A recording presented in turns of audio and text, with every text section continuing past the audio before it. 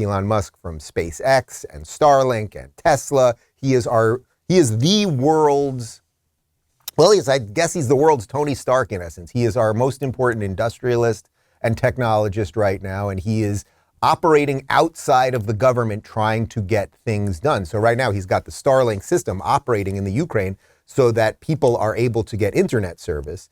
And that's not even a perfect system because then they're worried that the Russians might be able to actually pinpoint where people are. But he's doing his best to help keep the flow of information open and the rest of it. He jumped on Twitter to make a point about what's going on here with oil and gas. Let's throw up that first tweet. He said, "Hate to say it, but we need to increase oil and gas output immediately.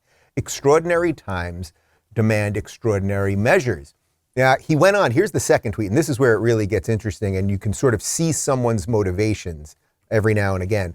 "Obviously, this would negatively affect Tesla, but sustainable energy solutions simply cannot react instantaneously to make up for Russian oil and gas exports." That's someone telling the truth. The truth. Now think about this. Tesla. Michael, you just got a Tesla last week. How do you like that car? He loves the car, okay? He loves the car. The Tesla is an awesome machine. I had a Tesla when I was in LA, and then we left it there because they told us we could get one real quick when we get here. Anyway, it's supposed to come this week. I love the Tesla. It's awesome. It's truly an innovative technology, and the idea that you're not so dependent on gas and all that stuff. Okay, we all know that. And we know, by the way, that he's gotten government subsidies and tax breaks. Okay, fine. But what he's saying right there is, hey, I'm a guy that is selling renewable energy cars, electric cars to get us off this oil stuff. However, in a moment such as this, I am willing to put out information out there and say, we better start doing more drilling here. We better start unleashing American energy, which is going to hurt my bottom line, right? Then less people will need the Tesla if we actually do that. He's saying, I will put that out there.